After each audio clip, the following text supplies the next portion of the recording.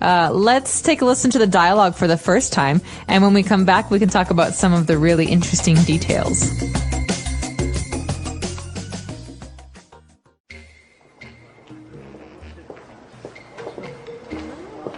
Hello, ma'am. Can I help you find something? Yes, actually. I'm looking to buy a camera. We've got a wide selection. Do you know if you'd like a point and shoot or something a little fancier? Are you shopping for yourself or for someone else? Actually, I'm buying a camera for my husband. Ah, well then I'd recommend a nice entry-level digital SLR. Yeah? Can I take a look at the SLRs you carry? Sure thing, follow me. This here is the Canon EOS. Yeah, it's okay, but I'm looking for something that performs better in low light, has a better display panel, and longer battery life. Oh, the Nikon D60 is a nice option? Yeah, but what kit lens does this camera come with? I don't want some bulky telephoto lens. Well, this one has the, Looks to me like an 18 to 55mm lens. Pretty standard. That'll do. Not like my husband will be stalking celebrities or anything. Can I interest you in any accessories? Do you carry polarizing filters? Polarizing filters? We should. I'm sorry, ma'am. Looks like we're sold out. No, you're not. There are some right here. Oh, well, would you look at that? Polarizing. Like I said, but there are some very important words that anyone who wants to buy a camera should know before they go into the store. And these are common across the board. So let's take a look at these in today's language takeaway. Language takeaway. All right, so in language takeaway today, we have our first difference. Now, it's very important to know the difference between point-and-shoot camera and the digital SLR. Okay, so digital, everyone knows digital now, right? That's the kind of photography we have. You don't use film, okay? It uses a memory card to record digital images. But point and shoot are those little cameras where you just click and it takes a picture. There's no lens, there's no additional lens, there's no special add-ons. It's a small rectangle and you just take normal pictures. And that's the kind of camera that like my mom uses. Like, and that, like, everyone usually I have it in my those. purse and whatever. It's just easy to use. But the digital SLR is a kind of camera that's like the old SLR where you have an attachment of you have a body and you have a lens and they're just much fancier and you have to do a lot more on your own to make a nice picture. Now, SLR, that's an acronym. Do you know what it stands for? So an SLR is a single lens reflex camera. And that means that there's a lot more you have to do as the photographer to make sure that the picture comes out well. Right, so it's really interesting because you can actually play with the lens, like the focus and, how much light you want to allow it to go in. And there's a lot of really, sometimes a little bit difficult things that not many people understand. Exactly, and so I think that's why it's good to do some research before you buy one because there's so many differences across the different cameras. Okay, now both on digital SLRs and on point-and-shoot cameras, you have something that's called a display panel. That's right. So a display panel is usually covered in plastic, and it's the area that tells you how many pictures you've taken, how many pictures you can take, if the flash is on, if you're doing an automatic setting. So it's like the little computer monitor that tells you what's going on with the camera. Usually after you take a picture, you can also see how it came out, right? In that moment. Exactly, and so a lot of times with these fancy cameras, you want to know how big the display panel is, and how good the quality is in the display panel. Because obviously, if you take a picture and it shows up bad in the display panel, you want to take a new one. But what if it's the display panel that's broken? Right. Okay, very good. And that's actually one of the great advantages of digital cameras, is that you can actually see how your picture looks like. Exactly. In that moment. Instant gratification. Nice. All right, now when she was looking to buy this digital SLR, she mentioned something about a kit lens. Okay, this is fancy camera terminology, right? Because if you buy a point and shoot, there's no lens. It's just the camera.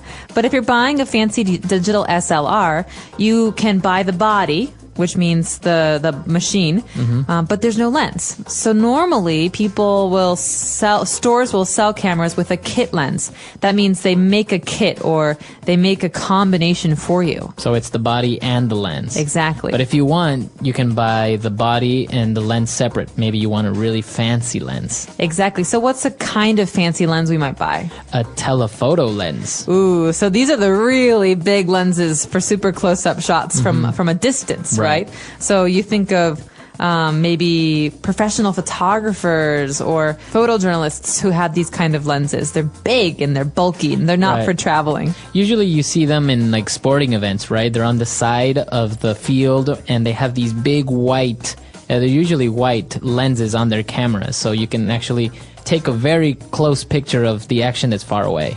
Exactly.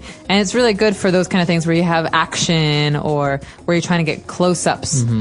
And now if one of these accessories that could go well with a telephoto lens or any digital SLR is a polarizing filter. Okay, so filter is something that takes certain elements out of something else. So we can filter coffee, for example, and it takes the coffee grounds out and leaves the water. But in a camera, a polarizing filter is something we put onto the glass of the lens to change the way that light goes into the lens. Okay. So in this way, you take a picture maybe of a very sunny day and it will look differently if you didn't have this filter. Exactly. And you can also have a UV filter, which does similar things with UV rays in the sunlight. And these are just filters or things you put on the camera, and polarizing means that you're splitting up, right, the kind of light that goes in. Okay, very good. Very technical terms, and but they're very useful, especially if you're looking to buy one of these cameras and you're not very familiar with the terms. But why don't we move on now to some very interesting phrases that we saw in the dialogue on Fluency Builder. Fluency Builder. All right, so on Fluency Builder, our first phrase today is entry level. What's an entry level digital SLR? Okay, well, entry level is something that we can use for any kind of purchase, so any kind of thing that we buy. In the case of a camera, an entry level is not for an expert or professional. It's something for someone who's buying one for the first time. So like for beginners. For beginners. So entry level is like entry, beginning, starting. We can have an entry level job where you don't need training or experience, right? An entry-level camera where you don't need long experience with fancy cameras. Or training to know how to use it. Okay, very good. So that's an entry-level camera, but as you mentioned, we can also use it for the job, an entry-level job position. All right, what about our second phrase? Okay, so this one goes with the telephoto lens, right? She says, I don't need a telephoto lens. My husband doesn't need a telephoto lens. It's not like he's going to be stalking celebrities. Okay, so we have this verb here, to stalk. To stalk, that means to follow someone around. Okay. And to look at them and to watch them and to not leave them alone. Now, she mentioned this because this is a very, very interesting and closely associated topic with photographers. You know, you have the paparazzi who follow celebrities and they have these big telephoto lens so they can take pictures of celebrities without them knowing. Exactly. And so you imagine someone in a tree with a big telephoto lens taking a photo of someone famous who's, you know, half a mile away. And stalking celebrities is something that's a bad thing, right? Yeah, it's bad. But it's and very also common. Illegal, I think. And I think it's illegal. Yeah. All right. And what about our last phrase? Would you look at that? Well, he said it in a very surprised tone, right? Kind of like he didn't really expect to find the polarizing filters.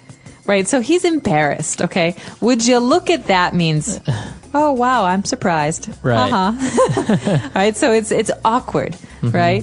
So you could say, Marco, you got a little bit of food on your shirt. You've had it for like an hour. Oh my God, would you look at that? Oh, the That's beans really, I had.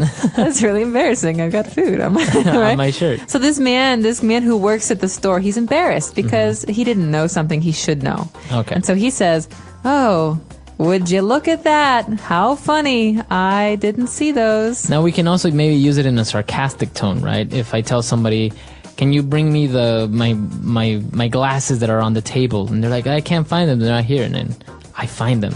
Would you look at that? Here they are. right? on your head the whole time. That's my mom. Would you look at that? I was wearing my glasses the whole time. All right, very good. So why don't we listen to the dialogue for the last time, and we'll be back to talk about digital SLRs.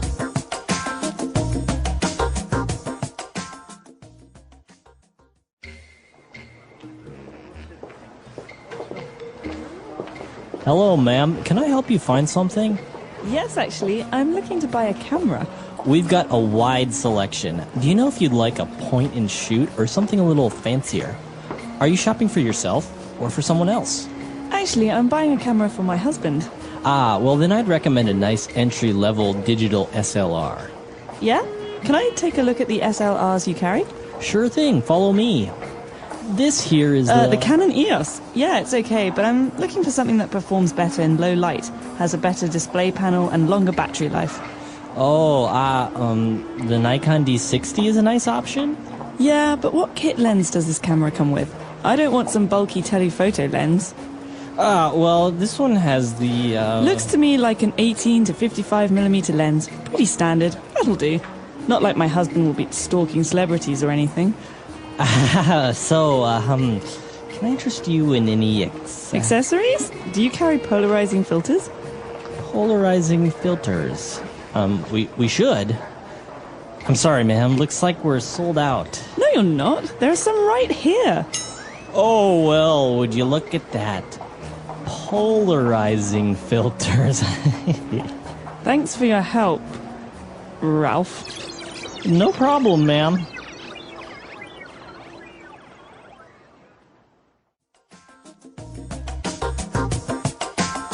All right, we're back. So you mentioned you recently bought a digital SLR camera. How's that working out? I'm loving it. I have to actually train myself on how to use it because I used to have an old film camera that had it was actually a Nikon as well, and it's different using a digital SLR. There's a lot of things you can do that are very fancy because you actually there's a computer inside essentially.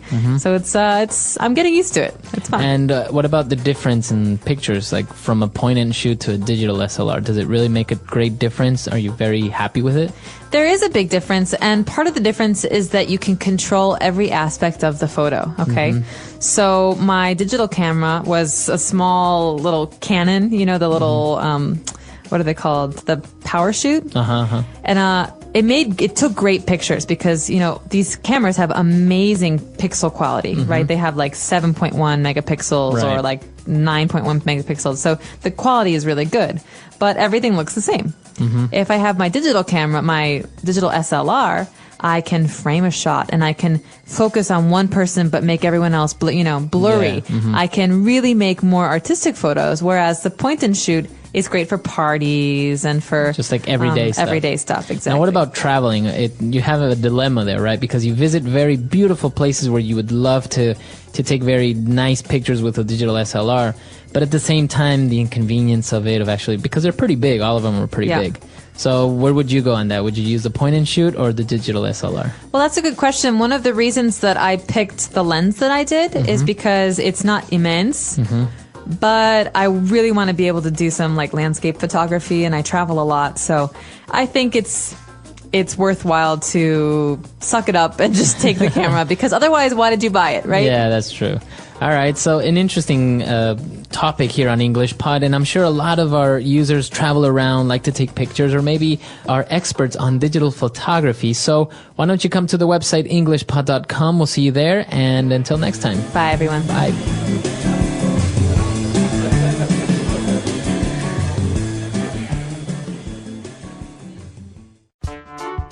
The English Pod Audio Review. Listen to the meaning, then say the vocabulary word.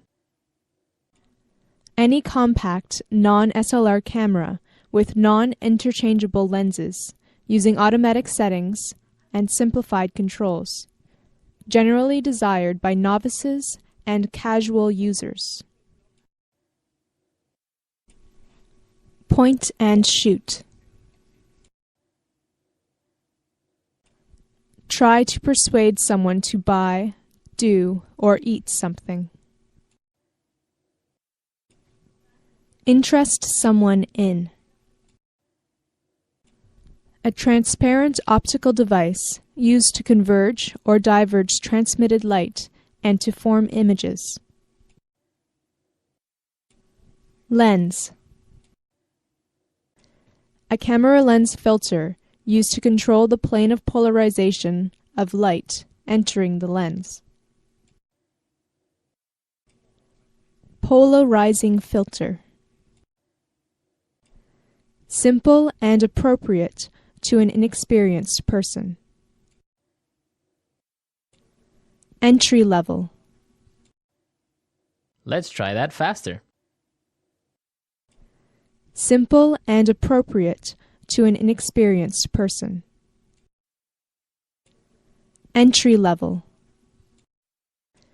A camera lens filter used to control the plane of polarization of light entering the lens.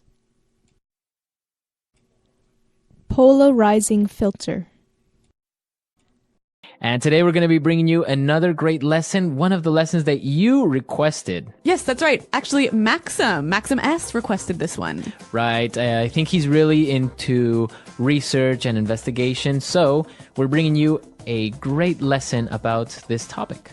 Okay, so I'm really excited to hear this dialogue all about research. So why don't we start listening to two university professors discussing an important question.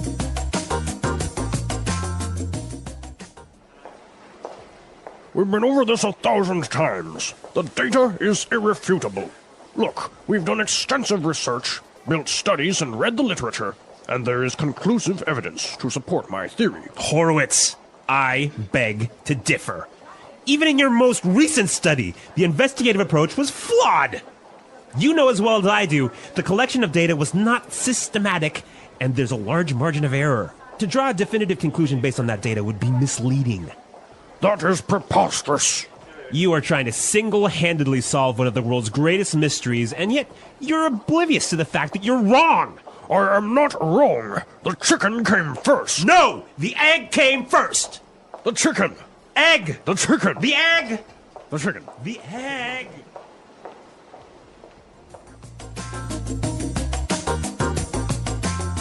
All right, so interesting. Which came first, the chicken or the egg? It's an age-old question, isn't it? And apparently, they are not going to agree anytime soon. All right, well, what they can agree about is this awesome language. So why don't we take a look at it now in Language Takeaway. Language takeaway. Okay, on Language Takeaway today, we have some really great words, and this first one is really good. Irrefutable. Irrefutable. Irrefutable. The data is irrefutable. Okay, so if the professor says that the data is irrefutable, what does he mean by that? He's saying that you cannot deny it. It is really, really true. It is really true. There is no way this is a lie. Exactly. Okay. Irrefutable evidence, for example. Yeah, that's a great phrase. All right, so the professor complained that Dr. Horowitz's experiment was flawed. Flawed. Flawed. So, flawed. Is that an adjective, a verb, or a noun? It is an adjective here. Now, when something is flawed, there is a problem with it, right? Okay, There's so a it mistake. has an error. Yep. Okay. So this adjective is a way of saying that his experiment has a flaw. A mistake. A Exactly. mistake. So flawed is the adjective of a flaw. Right. Okay. Now, the reason that his study or his experiment was flawed is because that it was not systematic. Systematic. Systematic. So systematic. That's an interesting word. Now, I think we can recognize the word system in here, right? Right? So when something is systematic, it follows a process. A certain order. Yes, a certain system. Right. So that's basically what systematic means, to follow a certain order, to be more organized, right? Exactly, yep. Okay. And what about our next word? Preposterous. Preposterous. Preposterous. That is preposterous. I love this phrase. It usually goes together, right? That is preposterous. Yeah. Okay, so what does it mean when I say that? It means it's absurd. It's ridiculous. Right. It doesn't make sense. I can't believe you said that. All right. Well, this is a really interesting phrase, but I think it's a little bit more common when it's used by older people. Yeah, I don't really see a young person going up to someone and say, hey, that's preposterous. Yeah, but it is a wonderful phrase. Now, our final phrase for takeaway, oblivious. Oblivious. You're oblivious to the fact. So a person that is oblivious to something. They don't know, or they're unaware. Okay, so they ignore maybe the facts, or Exactly. they don't see it. Yeah, you're oblivious to the fact that we're in a recession. Okay, or he is completely oblivious. You can just say it like that, right? Yep, he doesn't know. Okay, so we took a look at some of the great vocabulary we found in the dialogue, but there were also some really good phrases that I think we should look at. Okay, and let's take a look at those and putting it together. Putting it together. You know, Marco, one of the things I love about English is the way that words seem to fit together, like blocks coming together. And here we have a lot of great examples of these words that fit together really nicely. Okay, so why don't we look at those? And our first one now is extensive research. Extensive research. Extensive research. All right, so we know extensive means A lot. a lot. Yeah. So that's really good when you put it together. Extensive research. It means you have A lot of research. you have really studied, you have really looked things up. Okay, extensive research. Another great research-related phrase here is conclusive evidence. Conclusive evidence. Conclusive evidence. All right, now the first word there, conclusive. When something is conclusive, you can't argue with it. It's the final decision. All right, well, the professor complained that Horowitz's investigative approach was flawed, right? So this is our next phrase, investigative approach. Investigative approach. Investigative approach. Okay, so I remember the word investigate is a verb. Yes? But in this case, it's an It's an adjective. adjective. When something is investigative, it's obviously having to do with An investigation. So the approach so when he said investigative approach. just simply the way you investigate Okay. the problem. The way he investigated. Okay. Very interesting. What about this other phrase that I saw? It was really interesting. Definitive conclusion. Definitive conclusion. So a definitive conclusion. All right. Well, again, I think we know the word conclusion, right? Okay. So it's a final judgment or decision. All right. When something is definitive, you can't argue with it or change it. Okay, so the conclusion or the final result is final. Like there is no way of arguing it. Exactly. Okay. All right. Definitive conclusion. This is some great language. So why don't we listen to it one more time in the dialogue? We've been over this 1,000 times. The data is irrefutable.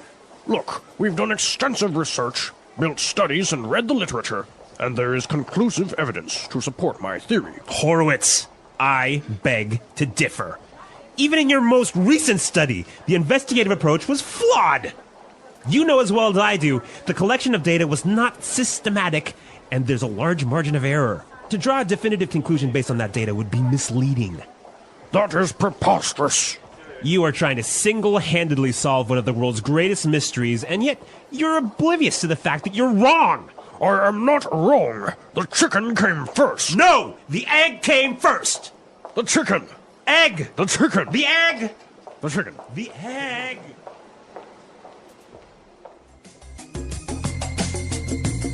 So, an interesting question. What do you think? What came first, the chicken or the egg? Well, if you ask me, it was the egg. It was the egg? Yeah. Interesting. What about why did the chicken cross the road? To get to the other side. Do you think that's really the reason? Well, there's a million different reasons, but this is great. I'm glad you brought that up because this is like the classic English joke. The classic English joke, right? Why did the chicken cross the road? And the answer is always... Well, there are a million answers. So, do you guys know any chicken jokes? Yeah, why don't you come to our website, englishpod.com, and on the comments section, why don't you leave us your thoughts on what came first, the chicken or the egg, and why do you think the chicken crossed the road? Research. Research is the process of finding new information, answering questions, and solving problems. It helps people learn more about the world and make better decisions. Research is used in many fields, such as science, medicine, business, and education. Students, teachers, scientists, and professionals all use research to improve their knowledge and understanding. Why is research important? Research is important because it helps people gain knowledge. Without research, we would not know about history, medicine, technology, or the universe. Research helps doctors find new treatments for diseases. Scientists discover new planets. And businesses understand what customers want. It also helps students learn and develop new ideas. Research allows people to solve problems. For example, if a city has too much traffic, research can help find ways to reduce congestion. If a company wants to sell a new product, research can show what customers need. In education, research helps teachers find better ways to teach students. Types of research. Research is done in many different fields and for different reasons. The way research is conducted depends on the goal, the subject, and the methods used. Some research is based on experiments, while others rely on studying past information. Here are some of the main types of research. Scientific research. Scientific research focuses on understanding the natural world, technology, medicine, and human health. Scientists perform experiments, collect data, and analyze results to discover new knowledge. For example, medical researchers study diseases to find new treatments, while physicists explore the laws of the universe. This type of research helps improve medicine, technology, and our understanding of the environment. Historical research. Historical research is the study of past events, people, and cultures. Historians look at old books, letters, newspapers, and artifacts to learn about history.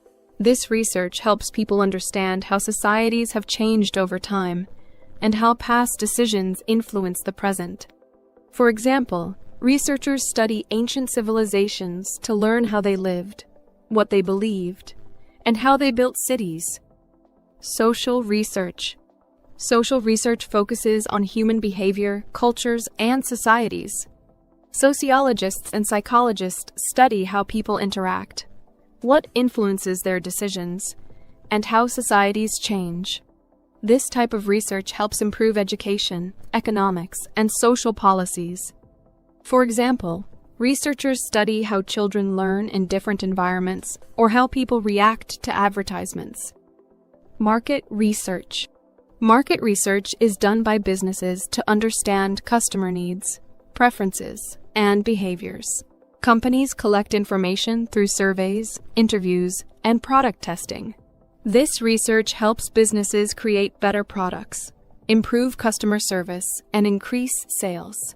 For example, a company may research which colors people prefer for a new smartphone or what type of food is most popular in a certain area. Educational research.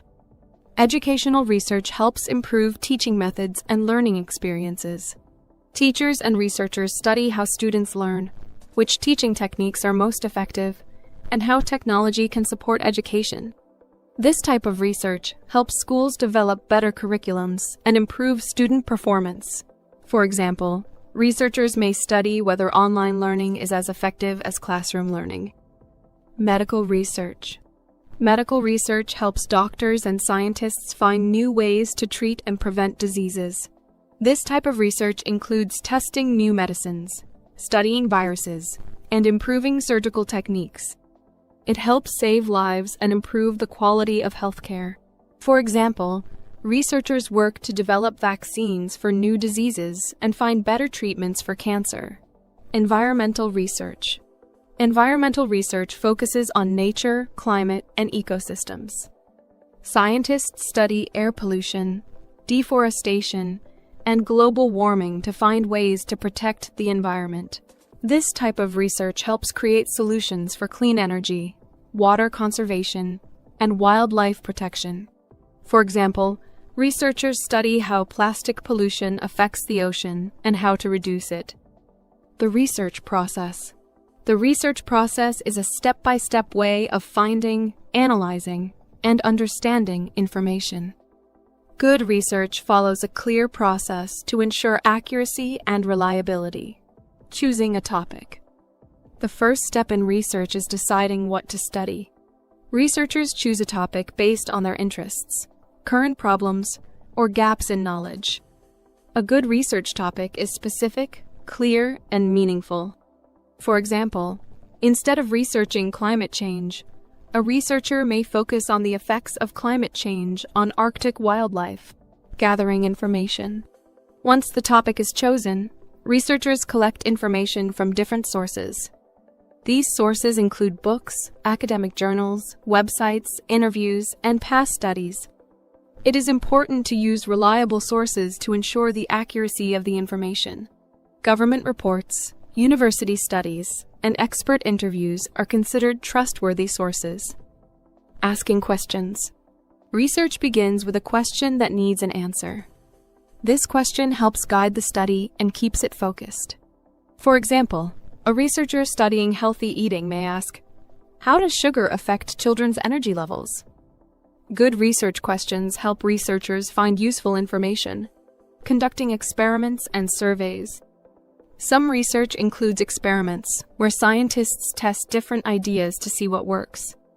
Other research involves surveys, where people answer questions to provide data. For example, a scientist testing a new medicine may compare how two groups of people react to it. A company studying customer behavior may conduct a survey to learn what products people like the most. Analyzing data. After gathering information, researchers study it carefully. They look for patterns, trends, and important facts. This step helps them understand what the information means. For example, if researchers collect data on how much exercise people do in a week, they may find that people who exercise more are healthier. Drawing conclusions. Once the data is analyzed, researchers make conclusions based on their findings. They decide what the information tells them and how it can be used. If the research is about a new medicine, they determine if it is safe and effective. If the research is about education, they see if a teaching method helps students learn better. Sharing results. The final step in the research process is sharing the findings. Researchers write reports, publish articles, or present their results at conferences. This allows others to learn from the research and use it for future studies. Sharing results is important because it helps advance knowledge and solve problems. Challenges in research. Research can be difficult because it takes time, effort, and resources. One challenge is finding accurate and reliable information. Not all sources are trustworthy, and some may contain incorrect or biased information. Researchers must be careful and check multiple sources before making conclusions. Another challenge is time and cost. Research, especially scientific research, can take months or years to complete. Some research needs expensive equipment, travel, or large teams of researchers. Funding from governments, universities, or companies is often required. Ethical issues are another challenge in research. Researchers must follow ethical guidelines to protect people, animals, and the environment. For example, medical researchers must test medicines safely, and social researchers must respect people's privacy. The importance of research. Research is important because it helps people find answers, solve problems, and learn new things. It is used in medicine, business, education, and many other fields. Research improves technology, health, and knowledge. It allows people to make better decisions and develop new ideas. Whether studying history, science, business, or social behavior, research helps expand our understanding of the world. By following a clear process, using reliable sources, and analyzing information carefully, anyone can conduct good research. It is a valuable skill that helps students, professionals, and experts improve their work and make a positive impact on society. Challenges in research. Research can be difficult. One challenge is finding reliable information. Not all sources are trustworthy, and some may contain false or biased information. Researchers must check multiple sources to confirm accuracy. Another challenge is time. Research takes a lot of time, especially when conducting experiments or collecting data. Researchers must be patient and careful in their work. Some research requires funding. Scientific research, for example, often needs expensive equipment and laboratories. Researchers must find financial support from universities, companies, or governments. Ethics in research.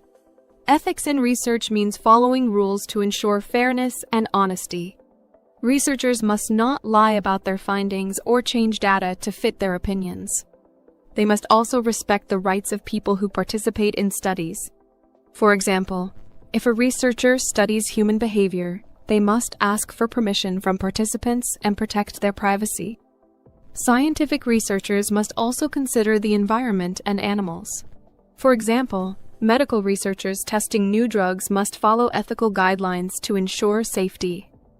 Research in everyday life. Research is not just for scientists and students. It is part of everyday life. People do research when they read product reviews before buying something, compare different job opportunities, or look for the best travel destinations. Parents do research to find good schools for their children, and doctors research the best treatments for patients. The internet has made research easier. People can find information quickly with search engines, online libraries, and educational websites. However, it is important to check if the information is true and reliable. The future of research. Research is always changing and improving. Technology has made it easier to find and share information. Artificial intelligence, AI, is helping researchers analyze data faster. Scientists are using advanced tools to explore space, cure diseases, and solve environmental problems. Education is also benefiting from research. Online learning, virtual classrooms, and new teaching methods are improving education worldwide. Research continues to shape the way people learn and communicate. Conclusion. Research is an important part of learning and problem solving. It helps people find answers, make better decisions, and improve the world. Whether studying history, science, business, or health, research provides valuable knowledge.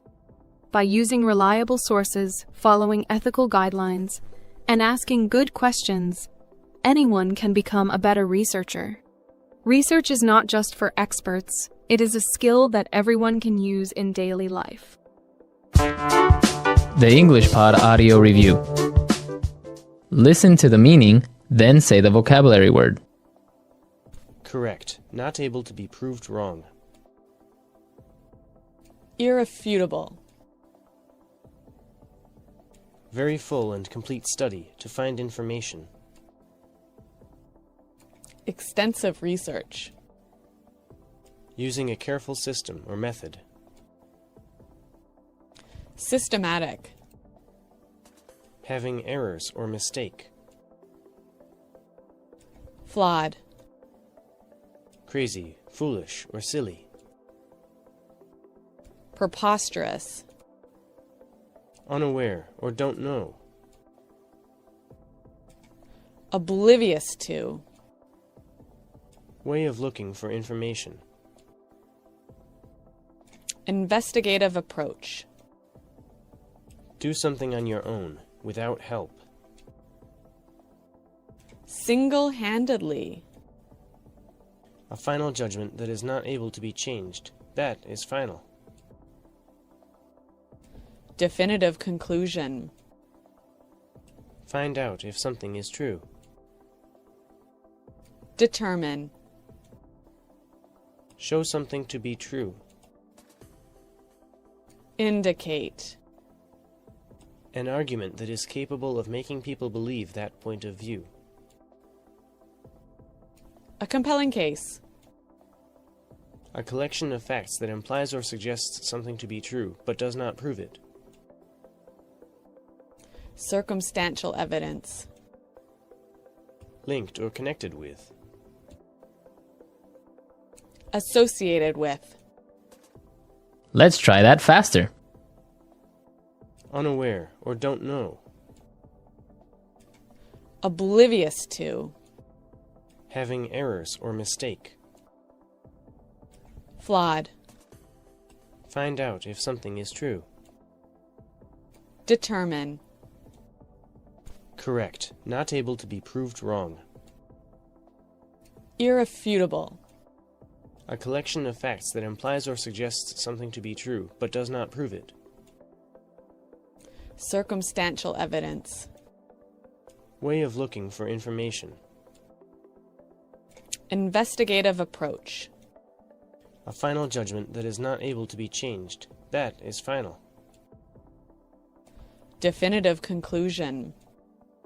Very full and complete study to find information. Extensive research. Linked or connected with.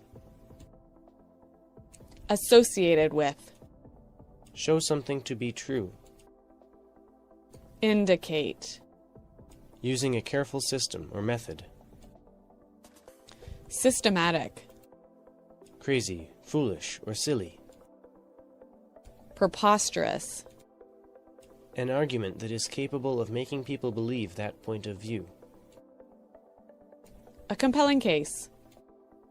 Do something on your own, without help. Single-handedly. Now say the word and hear it in a sentence. Irrefutable.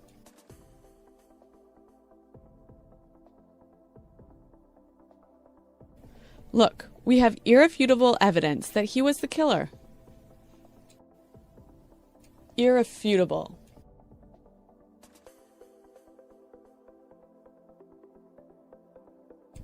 The facts are irrefutable. Smoking has a negative impact on your health. Irrefutable.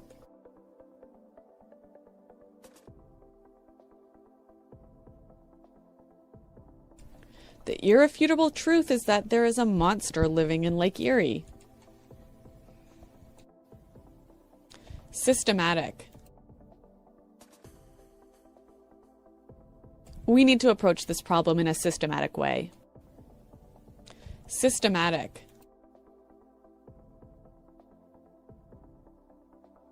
We did a systematic evaluation of the evidence. Systematic.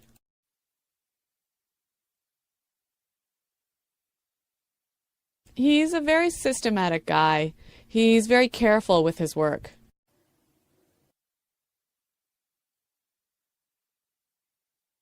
Neil is oblivious to what's going on around him. Are you oblivious to the truth?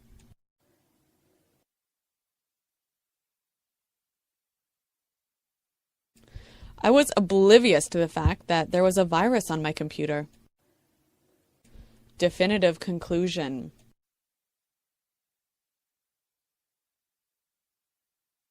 We have not come to any definitive conclusions yet. Definitive conclusion.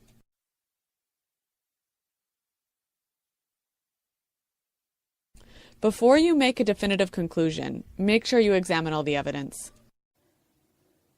Definitive conclusion.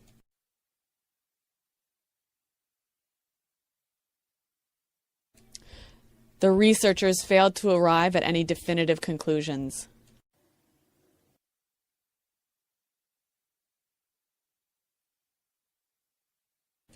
We studied the problem carefully, and we found conclusive evidence of global warming.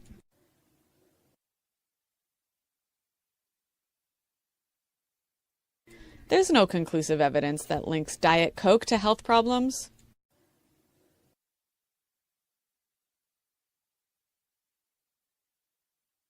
There is conclusive evidence showing that smokers die younger.